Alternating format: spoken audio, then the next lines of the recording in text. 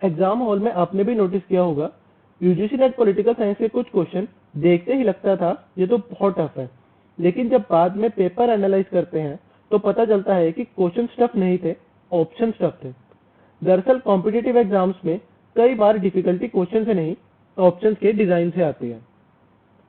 इसे एक एग्जाम्पल से समझते हैं। यूजीसी नेट पॉलिटिकल साइंस में एक क्वेश्चन पूछा गया था, ट्रीटी ऑफ वेस्टफेलिया कब साइन हुई थी। अब इसके ऑप्शंस देखो, जुलाई 1648, सितंबर 1648, अक्टूबर 1648 या नवंबर 1648। अब सडनली ये क्वेश्चन काफी टफ लगने लगा है। क्यों? क्योंकि एग्जामिनर ने सेम ईयर के बहुत क्लोज ऑप्शंस दे दिए हैं। अब जरा सोचिए, अगर ऑप्शंस ऐसे होते, treaty of Westphalia was signed in 1648, 1680, 1777 या 1815, तो क्या ये क्वेश्चन डिफिकल्ट लगता? बिल्कुल नहीं। यह क्वेश्चन वही है, सिर्फ ऑप्शंस ने उसे डिफिकल्ट बना दिया। अब एक दूसरा एग्जांपल भी देखते हैं। क्वेश्चन था, truth has incredulity towards meta narratives किसने प्रपोज किया। अब यहाँ पर ऑप्शंस देखिए।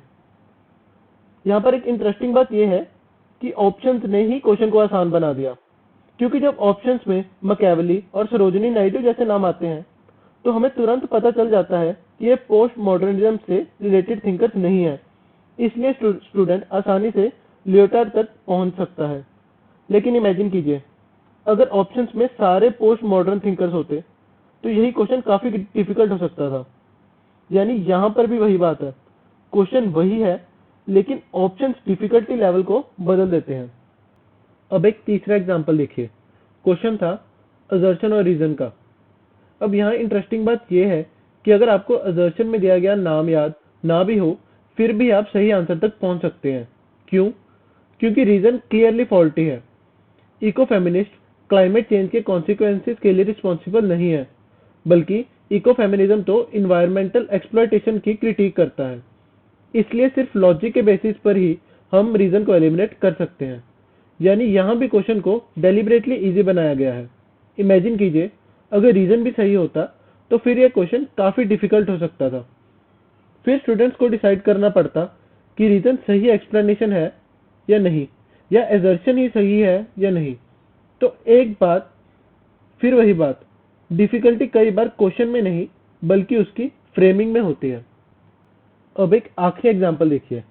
क्वेश्चन था, on which day did US president Woodrow Wilson issue the 14 points.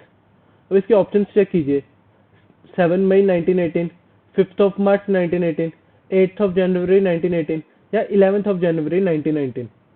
अब यहाँ भी क्वेश्चन अपने आप में बहुत कॉम्प्लिकेटेड नहीं है, लेकिन एग्जामिनर ने बहुत स्पेसिफिक डेट्स दे दी हैं। अब स्टूडेंट को सिर्फ ईयर नहीं बल्कि एग्जैक्ट डे भी याद होना चाहिए। इसी वजह से क्वेश्चन अचानक काफी टफ लगने लगता है। लेकिन अगर ऑप्शंस ऐसे होते, 1917, 1918, 1919 या 1920, तो शायद ज्यादातर स्टूडेंट्स आसानी से 1918 आइडेंटिफाई कर लेते। यानी यहाँ भी वही पैटर्न दिखता है, क्वेश्चन वही है लेकिन ऑप्शन उसे डिफिकल्ट बना देते हैं। तो इन एग्जाम्पल से हमें एक इंपॉर्टेंट पैटर्न समझ में आता है। यूजीसी नेट जैसे कॉम्पिटिटिव एग्जाम्स में कई बार डिफिकल्टी क्वेश्चन से नहीं, ऑप्शंस की डिजाइन और फ्रेमिंग से आती है। अब यहाँ एक और इंटरेस्टिंग बात भी है। पिछले एग्जाम में कट ऑफ लगभग 244 मार्क्स तक चला गया था, लेकिन इस बार पेपर में इस तरह के कई क्वेश्चन दिखते हैं जहां ऑप्शंस बहुत क्लोज हैं या फ्रेमिंग थोड़ी ट्रिकी है, और इसका इफेक्ट भी दिखाई देता है। इस बार कट ऑफ लगभग 30 मार्क्स तक नीचे आ गया। यानी ऐसे क्वेश्चंस का एक पर्पस ये भी हो सकता है कि पेपर का डिफिकल्टी लेवल बैलेंस रहे और कट ऑफ बहुत ज्यादा हाई ना चली जाए। लेकिन एग्जाम हॉल में आपको क्या करना है? अगर कोई क्वेश्चन टफ लगे तो पैनिक मत कीजिए। अगर आपकी प्रिपरेशन, रिवीजन और पीवाईक्यू एनालिसिस ठीक से हुई है और फिर भी आप उस क्वेश्चन का आंसर नहीं दे पा रहे, तो घबराइए मत। बहुत ज्यादा पॉसिबिलिटी है कि काफी और स्टूडेंट्स को भी वो क्वेश्चन नहीं आता हो। ऐसे क्वेश्चंस अक्सर कट ऑफ डिसाइड नहीं करते। इसलिए एग्जामिनेशन हॉल में काम रहिए, लॉजिकल एलिमिनेशन कीजिए और आगे बढ़िए। अगर आपको ये एनालिसिस यूजफुल लगा हो तो वीडियो को लाइक और शेयर कीजिए और द पोलिस को सब्सक्राइब करना ना भूलिए। for more insights on UGC NET political science preparation. Thank you everyone.